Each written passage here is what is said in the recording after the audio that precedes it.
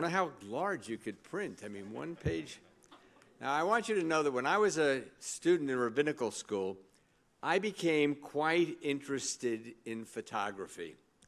I set up a darkroom in my kitchen of the apartment I was living in and produced a few reasonable black and white photographs.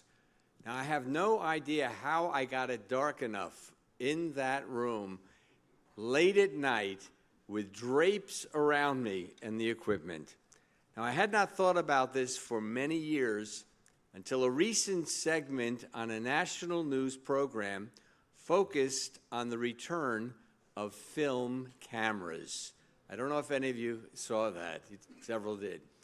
The reporter interviewed a salesman in a camera store who indicated that for years, used film cameras simply sat on the shelves. Now they are being purchased for twice the price offered a year earlier. I was fascinated by this, not because I was going to become a film photographer, but rather I wondered why this was coming back. So consider some of our earlier memories. How many of you recall when a bar or bar mitzvah photographer took one or two pictures with his first camera and then went to a second camera, which was for backup? Remember, in those days, they had to develop, I see one here, in those days, they had to develop every picture that they took. It took time and it was costly. Today, our photographers shoot 10 pictures at the arc in 1 second, knowing that at least one of the photographs will be acceptable. And they take a picture and they look at their camera. They take a picture, they don't have to wait for the development of the negative to see what they've created. If you go to a wedding, and you're standing under the chuppah and the photographer is at a distance, sometimes you'll hear something that sounds like a machine gun, 100 pictures going quickly as he's taking a photograph of every moment. And remember, photographers today have to deal with one other fact. By the time they get home and go to sleep, hundreds of pictures have already been posted live on the internet for people to see. It is a challenging time. The creative skill in both film and digital revealed in what they are able to do really after the photograph, the picture has been taken. Recently, I had a wonderful picture of our two dogs, but there was a bowl of dog food in the photo. Magically, one of my grandchildren removed the bowl. I have no idea how she did it. So having seen the TV interview, I Googled the question of return of cameras with film and found a lively discussion. Issues of shortages of motherboards, chips, and semiconductors might be a reason, one suggested, to return to some film cameras. Other responses focused on the use of chemicals needed in the development of pictures and their negative impact on our environment. One writer comparing a film camera to the vinyl records. You all had collections, right? Don't you wish you'd saved the covers in a pristine way because they're really valuable today? Vinyl records that we all recall. Photography has always been about capturing an image creatively and then using methods available at the time to enhance the picture. It was also about snapshots and Polaroids. Remember when the first Polaroid camera came out? It was incredibly expensive. No one could, well, some people could, but very few people that I knew growing up could afford a Polaroid camera. Suddenly, the price of Polaroid cameras began to go down because where was the real money? It was in the film. Who could afford to buy the film necessary to shoot the number of photographs you wanted? My father had a partner in his drugstore. He was a pharmacist who he asked to take pictures at my bar mitzvah. They sent the film through the store to their development company, everything returned blank. Film and digital, the author of the article suggested, can and will continue to coexist. In the age of phones as cameras, the ability for those in the know to create instant albums from pictures sent and residing permanently in the cloud, it's nice to consider that old methods of photography still have a place.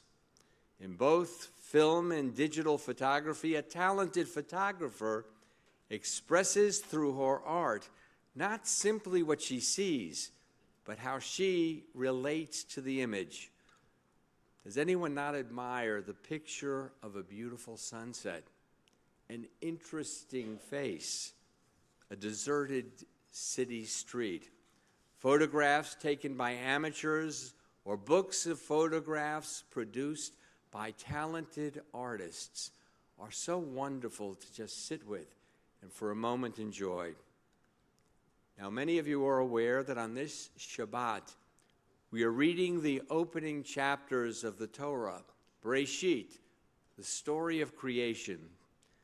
These chapters, I will suggest, were our ancestors' glimpse ancient photos of their world and an explanation of its existence and the real challenges that they faced. They developed an understanding of the universe at a time when they did not have telescopes reaching to the heavens. They believed that God organized the universe creatively, each day adding another piece of creation: light, vegetation, animals, man and woman. The arrival of Adam and Eve, not about the development of a fetus in the womb. Adam's creation was from the earth, according to our ancestors. All humanity has one parent. The creation of Eve from Adam's rib, a partner intended to end his loneliness, making possible for social history finally to begin. Their arrival presented with the belief that each of us, each human being, has been created in God's image, not a photograph, each unique, within each of us the potential to choose good or evil. We have the opportunity to develop our own identity while challenged with the responsibility to care for our planet, all living things, and each other. Our ancestors created word pictures, stories, to explain their life situation. And these stories were written by people who were as wise about their world as we are about ours. From the Garden of Eden to the flood to the Tower of Babel, etiological myths, origin stories intended to explain various social or natural phenomena. Our universe is simply a magnificent photograph in the process of continual development. Each and every one of us is given the opportunity, the task of helping the picture become vibrant and beautiful. Our ancestors lived in a small world. They experienced joy and turmoil. We live in a connected world. We experience tragedy and happiness from every corner of the earth. Our tradition has taught us it is not our responsibility to solve every problem. It is our responsibility, each one of us, to engage.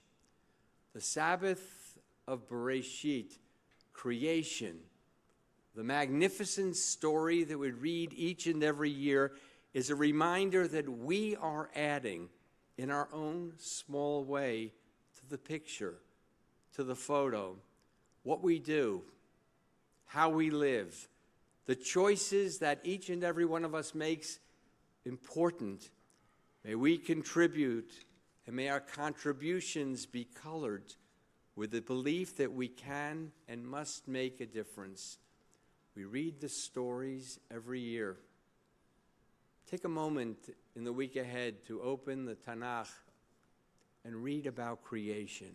It's a magnificent story, written by our ancestors, understood in the context of their history and their world, but so many lessons that we can learn. Lessons that we can learn if we take the time to remember that understanding our tradition is truly the beginning of our faith. Shabbat Shalom.